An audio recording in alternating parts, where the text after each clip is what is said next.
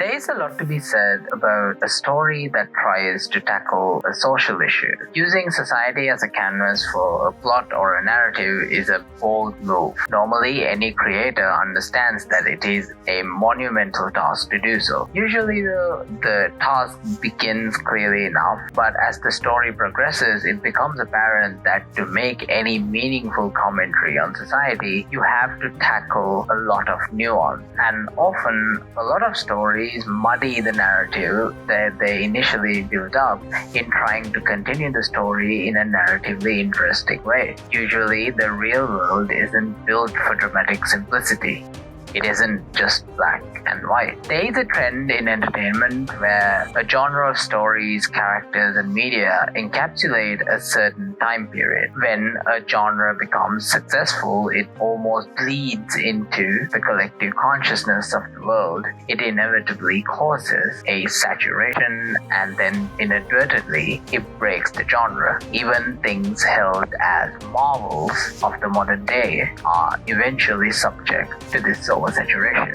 The progression of a subject going from the underdog to virtually background noise can be mapped like this, in a curve that is reminiscent of the attention curve that people pay to topics, a trend, if you will. Superhero fiction has been a thing in the world since the early 1900s, perhaps even before that. The idea of a beacon of all things good, battling and trumping the personification of all things bad, is a narrative that people find comforting. It's easy to root for the good guy. However, when there are too many good guys, this falls through. Often, what began as an individual journey becomes a bureaucratic mess that we eventually lose the identity of what a hero is. What exactly is the line? How do you know the difference between an upstanding member of society and a superhero? Do they wear cape, uniforms? Are they more powerful than an average person? Or are they just smarter or prettier, more attractive,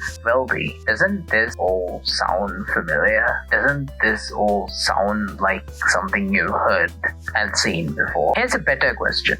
Barring the obvious, what is the difference between Henry Cavill and Superman? If you think about it really hard, it becomes increasingly obvious that there isn't much of a difference between the two.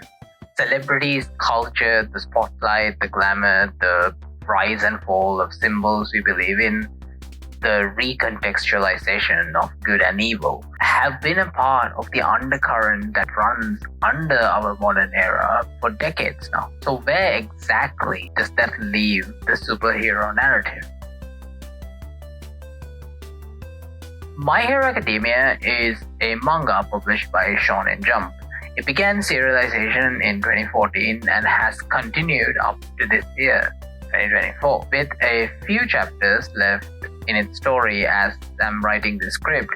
My Hero has had an exceptional 10-year run, and at least in my personal opinion, did a great job replacing Naruto as one of the big three when it came out. My Hero Aka is aptly named. Very self-explanatory. It's about a bright-eyed underdog main character going to a school meant to make its students into heroes. And there is no other story that I've witnessed that explores the relationship between society and its idols better than My Hero Academia. The main force driving the major plot in My Hero is the story of Deku. But the story is really about what happens when society makes being a hero into a measurable profession. Enter All Might. As you would imagine, in a world where 80% of the people are superhuman, bad actors are obviously prevalent and a huge problem. But society in My Hero Academia functions much like ours does in the real world, in relative peace and normalcy. And that is thanks in its entirety nearly to All Might, a hero so good that his mere existence sends a message to would-be villain, a living deterrent to all evil everywhere, as the show puts it, a god amongst men. Now, it may be tempting as a jaded viewer to go the dark route with this. In fact, for a person who hasn't ever seen My Hero Academia, this synopsis may almost seem like it's going to go down the Homelander route. A hero can't be just pure, right? As long as he's human, his humanity will crack through. And in a way, you're right, it does crack through. But All Might isn't Homelander. He's just a really good guy, a god amongst men, and not because of his superpower. And eventually, All Might has to retire.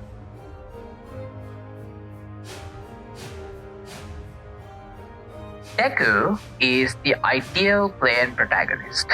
Overzealous, careless, overall incomprehensibly good. While there is a lot more nuance to Deku's character and journey, I'll try not to spoil a really good anime with one overbearing YouTube video. My Hero Academia really needs to be enjoyed in its over-the-top, goofy anime glory, so I do urge you to watch it.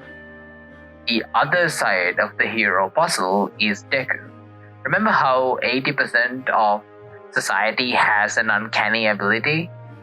Well, Deku starts as a part of the minority, the 20%, the powerless, and while his journey is about learning to become a simple, eventually it concludes with Deku realizing there is nothing more heroic than saving someone, and that just requires a kind heart and enough will, a man amongst gods. Overall, I think the beauty of My Hero is that it handles these topics with the respect they deserve. There are no side characters in My Hero Academia, there are just people waiting for their chance to shine. The callbacks in this show are fucking amazing. And the question it asks over and over again in so many different ways is, what does the word hero mean to you? Under all its goofiness, anyone who watches this show understands how much respect that it's putting into the concept of heroes and villains. And at the end of the day, My Hero Academia is about the purity of powers and intention and the ability anybody has truly to change.